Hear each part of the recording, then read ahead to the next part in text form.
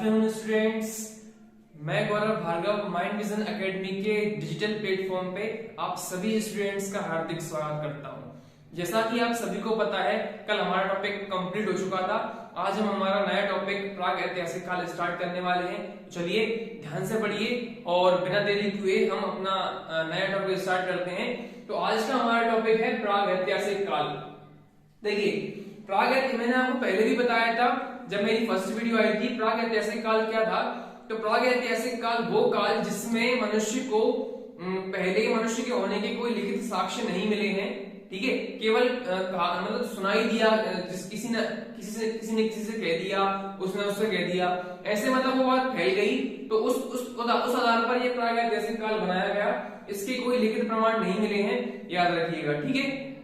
Paper में आ सकता है, आपसे पूछ सकते हैं कि किस काल के लिखित साक्ष्य नहीं मिले हैं, ठीक है। तो प्राग ऐतिहासिक काल के लिखित साक्ष्य हमें नहीं प्राप्त हुए हैं, ठीक है। अब प्राग ऐतिहासिक काल को 3 भागों में डिवाइड किया गया था: पुरापाषाण काल, मध्यपाषाण काल और नवपाषाण काल, ठीक है। तो आज हमारा पहला है पुरापाषाण काल, ठीक है। पुरापाषाण काल कब से कब तक है? पुरापाषाण काल अज्ञात काल से 8000 ईसा पूर्व तक है। मैंने आपको ईसा पूर्व के बारे में बता दिया है। ईसा मसीह के जन्म से पूर्व का समय ईसा पूर्व कहलाता है, याद रखिएगा। तो पुरापाषाण काल का समय कब से कब तक है? अज्ञात काल से 8000 ईसा पूर्व तक इसका समय है, ठीक है। वेरी वेरी मोस्ट है, इसे याद रख लीजिएगा। शिकार एवं खाद्य संग्रह भी कहते हैं पुरापाषाण काल को, या पुरापाषाण काल को शिकार एवं खाद्य संग्रह युग भी कहा जाता है। ये पेपर में आ चुका है, ठीक है। इसको वेरी वेरी मोस्ट करके आप याद रखिएगा कि शिकार एवं खाद्य संग्रह युग किसे कहा जाता है? पुरापाषाण काल को कहा जाता है। मानव को धातु का ज्ञान नहीं था, ये भी वेरी वेरी मोस्ट है। वैसे तो सभी पॉइंट इसमें मैंने जो आपको लिखे हैं वो वेरी वेरी मोस्ट है, कहीं ना कहीं पूछे जा चुके हैं। फिर भी आपको और ज्यादा वेरी वेरी मोस्ट में बता रहा हूं।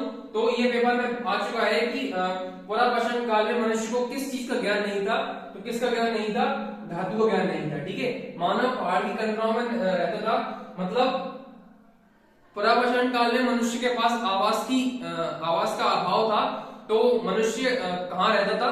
तो मनुष्य रहता था पहाड़ की कनराओं में। जैसे गुफा हो गई, जैसे किसी पहाड़ पे, जैसे आपको बताऊं, जैसे ये पहाड़ है, ये पहाड़ है, ठीक है।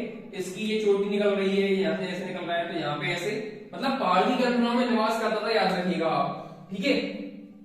मानव मुख्य रूप से शिकार से पेट भरता था। मानव का वेरी वेरी मोस्ट कर लीजिएगा, ये पेपर में आ चुका है। क्या आ चुका है कि पुरापाषाण काल में मानव की जीविका का आधार क्या था? तो पुरापाषाण काल में मानव की जीविका का आधार क्या था? शिकार और कंदमूल फल। या तो कंदमूल फल आपको दे देंगे या शिकार दे देंगे, दोनों चीज याद रखिएगा कि पुरापाषाण काल में मानव का मुख्य रूप से जीविका का आधार क्या था? शिकार था, ठीक है। इसके बाद ये भी वेरी वेरी मोस्ट है, आग का आविष्कार पुरापाषाण काल में हुआ। ये सबसे अधिक पूछा जाने वाला क्वेश्चन है कि पुरापाषाण काल में किस चीज का आविष्कार हुआ, या आग का आविष्कार किस काल में हुआ? तो आग का आविष्कार पुरापाषाण काल में हुआ, याद रखिएगा, ठीक है। अब पुरापाषाण काल को 3 पार्ट्स में डिवाइड किया गया: पूर्व पाषाण काल, पूर्व पुरापाषाण काल, मध्य पुरापाषाण काल और उत्तर पुरापाषाण काल, ठीक है। इनको किस आधार पर डिवाइड किया गया है? इनको डिवाइड किया गया है इनके समय में मिलने वाले हथियारों से, ठीक है। जैसे पूर्व पुरापाषाण काल में कुछ अलग हथियार मिले, मध्य पुरापाषाण काल में कुछ अलग हथियार मिले और उत्तर पुरापाषाण काल में कुछ अलग हथियार मिले। यार देखिए, पूर्व पुरापाषाण काल में कुल्हाड़ी, हस्तकुठार, गंडासा, विदारणी, ठीक है, ये सभी हथियार मिले। ये सभी अवशेष, ये सभी हथियार सोहन नदी घाटी में मिले। याद रखिएगा, ये क्वेश्चन आ सकता है कि ये सभी जो हथियार हैं वो किस नदी में मिले? तो सोहन नदी घाटी में मिले। और सोहन नदी घाटी किसकी सहायक नदी है? सोहन नदी घाटी जो है सिंधु नदी की सहायक नदी है, याद रखिएगा, ठीक है। ये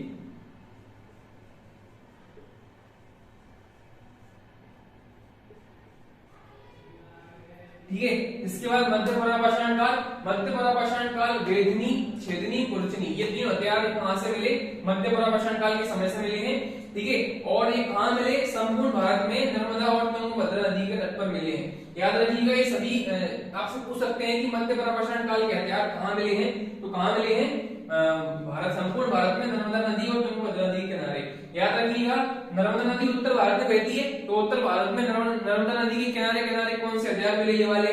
और दक्षिण भारत में तुंगभद्रा नदी बहती है, कर्नाटक में। तो दक्षिण भारत में वेदनी, शेतनी, खुरचनी ये सब गंगोदर नदी के किनारे किनारे मिले हैं, याद रखिएगा। ठीक है, उत्तर पूर्व पाषाण काल में इस युग में आधुनिक युग के मानव होमो सेपियंस का उद्भव हुआ। अब मैं आपको बताऊं, जो पहले मानव था वो संपूर्ण विकसित नहीं था, कुछ कुछ बंदरों जैसे थे और झुक के चलते थे, तो वो संपूर्ण रूप से मानव नहीं थे, आदि मानव कह सकते हैं अपन उनको, आदि मानव थे। ठीक है, लेकिन उत्तर पूर्व पाषाण काल में होमो सेपियंस जैसा कि हम सभी हैं, अभी हमारे 2 हाथ हैं, 2 पैर हैं, ज्यादा बाल नहीं है शरीर पे, ठीक है, सीधे खड़े हैं, हमारे पास विकसित दिमाग है, विकसित मस्तिष्क है, ठीक है, सब चीज हमारे साथ मतलब परफेक्ट है, तो हम जो होमो सेपियंस कहलाते हैं। तो होमो सेपियंस का उद्भव किस काल में हुआ? उत्तर पूर्व पाषाण काल में हुआ, याद रखिएगा, वेरी वेरी मोस्ट है। चलिए अगला है हमारा मध्य पाषाण काल। देखिए अगला हमारा है मध्य पाषाण काल। तो मध्य पाषाण काल पूर्व पाषाण काल के बाद आया, ठीक है, जिसमें क्या था, जिसमें शिकार और पशुपालन युग भी कहते हैं।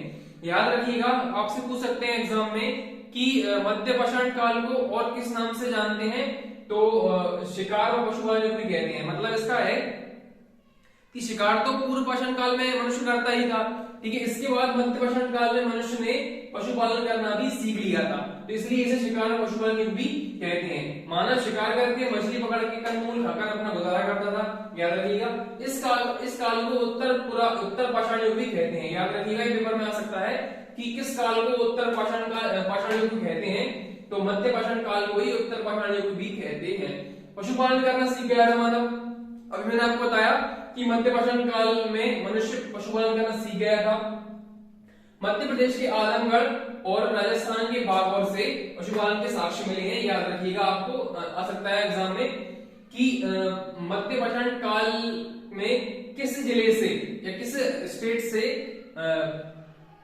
पशुपालन के साक्ष्य मिले हैं, तो आजमगढ़ से और राजस्थान के बागौर से पशुपालन के साक्ष्य मिले हैं, याद रखिएगा। मध्य पाषाण कालीन स्थल महदा, ठीक है, वेरी वेरी मोस्ट कर लीजिए इसको। मध्य पाषाण कालीन स्थल महदा कहां आता है? उत्तर प्रदेश में आता है। से बड़ी मात्रा में हड्डियों और सींग के साक्ष्य मिले हैं। ये आपका एग्जाम में पूछा जा चुका है 2 बार कि कौन से मध्य पाषाण कालीन स्थल से हड्डियों और सींगों के साक्ष्य मिले हैं, तो महदा से मिले हैं, जो कहां पड़ता है? उत्तर प्रदेश में पड़ता है, ठीक है। इसमें इतना ही है, इसके अलावा इसमें ज्यादा कुछ खास है नहीं है। इसके बाद जो अगला आता है नव पाषाण काल, उसमें बहुत सारी जीके है, बहुत सारा इंपॉर्टेंट चीज है जो एग्जाम में कई बार पूछी जाती है, ठीक है। चलिए इसके बाद हम नव पाषाण काल युग पढ़ते हैं, ठीक है। चलिए देखिए अगला हमारा है नव पाषाण काल। नव पाषाण काल को अन्न उत्पादक युग भी कहा जाता है, याद रखिएगा, क्योंकि इसमें इसी काल में मनुष्य ने अनाज उगाना सीखा था, इसलिए इसको अन्न उत्पादक युग भी कहा जाता है। इस युग के लोग पॉलिशदार पाषाण के हथियारों का प्रयोग करते थे। इस युग के लोग वेरी वेरी मोस्ट है, इसको कर लीजिएगा, पेपर में आ चुका है कि किस काल में या किस युग में मनुष्य पॉलिशदार हथियारों का उपयोग करता था, तो किसमें करता था? नव पाषाण काल में मनुष्य ने पॉलिशदार पाषाण के हथियारों का प्रयोग किया। नव पाषाण काल में ही सर्वप्रथम अन्न उगाया गया, इसलिए इसे अन्न उत्पादक युग कहा जाता है, मैंने आपको बता दिया, ठीक है। मानव मिट्टी से निर्मित गोलाकार या आयताकार घरों में रहते थे, ठीक है, याद रखिएगा। मानव कैसे ऐसे अभी ऐसे घर रहते थे, ये गोल वाले, ये ऐसे घरों में या फिर ऐसे घरों में मनुष्य रहता था। तो मानव मिट्टी से निर्मित गोलाकार या आयताकार घरों में रहते थे। दूसर मृदभांडों का प्रयोग करते थे। अच्छा, दूसर मृदभांड क्या होते हैं? जैसे मिट्टी के जो घड़े बनाए जाते हैं उनको मृदभांड कहा जाता है, और उन्हीं को ही नाम दिया गया है, दूसर मृदभांडों का प्रयोग करते थे। तो किस काल में मनुष्य ने दूसर मृदभांडों का प्रयोग किया है? नव पाषाण काल में मनुष्य ने दूसर मृदभांडों का प्रयोग किया है। यहाँ कुत्तों को उनके मालिक के शव के साथ दफनाया गया, वेरी वेरी मोस्ट कर लीजिए, पेपर में आ चुका है कि कहाँ कुत्तों को उनके मालिक के शव के साथ दफनाया गया, तो किस काल में दफनाया गया? नव पाषाण काल में। और इसके साक्ष्य कहाँ मिले? साक्ष्य मिले हैं बुरज़होम, जो कहाँ आता है? जम्मू एंड कश्मीर में आता है। इस हम आगे पढ़ेंगे कि किसके साक्ष्य कहाँ मिले हैं। अभी के लिए फिलहाल ध्यान रखिए आप कि यहाँ कुत्तों को उनके मालिक के शव के साथ दफनाया गया, ठीक है।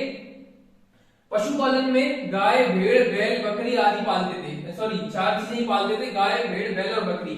आपसे एग्जाम में पूछ सकते हैं कि नवपाषाण काल में मनुष्य ने किस पशु को नहीं पाला, या प्राचीन काल में मनुष्य किस पशु से अनजान थे, तो आपको चार ऑप्शन दे देंगे, इसमें से 3 इसमें से होंगे और एक अलग होगा, तो आपको वो टिक करना है। ठीक है, याद रखिएगा गाय, भेड़, बैल और बकरी। ठीक है, अनाज में गेहूं, जौ, चावल, रुई आदि उगाते थे। याद रखिएगा, गेहूं, जौ, चावल उगाते थे। कुंभकारी अर्थात मिट्टी के बर्तनों का प्रयोग इसी काल में हुआ। मतलब पहले जो दो काल हुए, पुरापाषाण काल और मध्यपाषाण काल, उसमें मनुष्य ने मिट्टी के बर्तन बनाए। ठीक है, वो केवल शिकार करता था और फलों को खाकर अपना गुजारा करता था। ठीक है, लेकिन नवपाषाण काल में मनुष्य ने कुंभकारी सीख ली। कुंभकारी मतलब मिट्टी के बर्तन बना लिए, घड़े बना लिए, खाने पीने का सामान, अनाज उगा लिया। ठीक है, घर बना लिए। ये सब चीजें कब नवपाषाण काल में विकसित हो चुकी थी। ठीक है, और नवपाषाण काल में मनुष्य को लोहे का ज्ञान हुआ। धातु का कौन सी का ज्ञान हुआ? लोहे का ज्ञान हुआ। वस्त्र बनाना, स्थायी निवास करना मनुष्य ने नवपाषाण काल में सीखा। देखिए, पहले जो मनुष्य रहते थे, आदि मानव थे, वो बिना वस्त्रों के घूमते रहते थे या कुछ भी लपेट लेते थे। मतलब उनको वस्त्रों का ज्ञान नहीं था। ठीक है, और ना ही उन्हें स्थायी निवास करना था। आज हमारे लिए, कल हमारे लिए। ठीक है, लेकिन नवपाषाण काल में मनुष्य ने सीखा कि हमें एक जगह रहना चाहिए, तो वस्त्र बनाना और स्थायी निवास करना भी मनुष्य ने नवपाषाण काल में सीखा। तो गाइस, आज के लिए इतना ही। कल से हम अपना नया टॉपिक ताम्रपाषाण काल स्टार्ट करेंगे। ठीक है, जय हिंद, जय भारत।